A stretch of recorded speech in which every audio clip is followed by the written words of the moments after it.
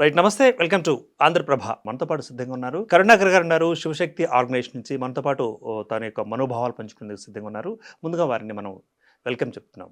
నమస్తే అండి, welcome to the show అండి. నమస్తే, థ్యాంక్ యూ. జస్ట్ నిన్న మొన్న ప్రెస్ క్లబ్ సోమాజిగూడలో పెట్టిన ప్రెస్ మీట్లో కూడా పవన్ కళ్యాణ్ గారి యొక్క ప్రమేయం కూడా ఇందులో ఉంది అంటూ కూడా పాస్టర్ల సంఘం ఆరోపించింది. దీని మీద మీ యొక్క కమెంట్ ఏంటంటారు? ఉన్నారంటారా? ఇది కేఏ పాల్ దగ్గర నుంచి మొదలైంది. ఓకే, నిజంగా పవన్ కళ్యాణ్ కాదండి, ఇప్పుడు ఆయన ఎవరి మీద దాడులు చేసే ఈ ధోరణి అసలు అక్కడ దాకా అవసరం లేదు.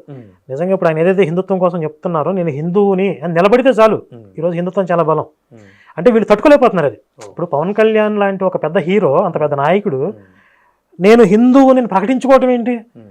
నేను అన్ని మతాలని బుజ్జగిస్తాను, అన్ని మతాలను ఎత్తుకుంటాను, అవసరమైతే వీళ్ళ కోసం హిందువులను తొక్కుతాను.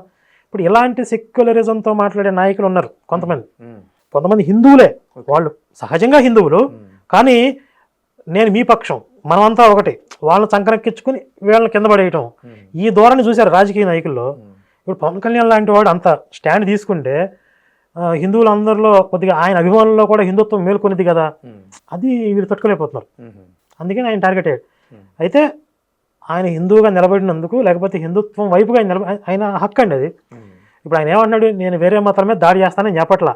మా మీద దాడి జరిగితే, హిందుత్వం మీద దాడి జరిగితే నేను ఒప్పుకొని అంటున్నాడు, నేను నిలబడతాను అంటున్నాడు.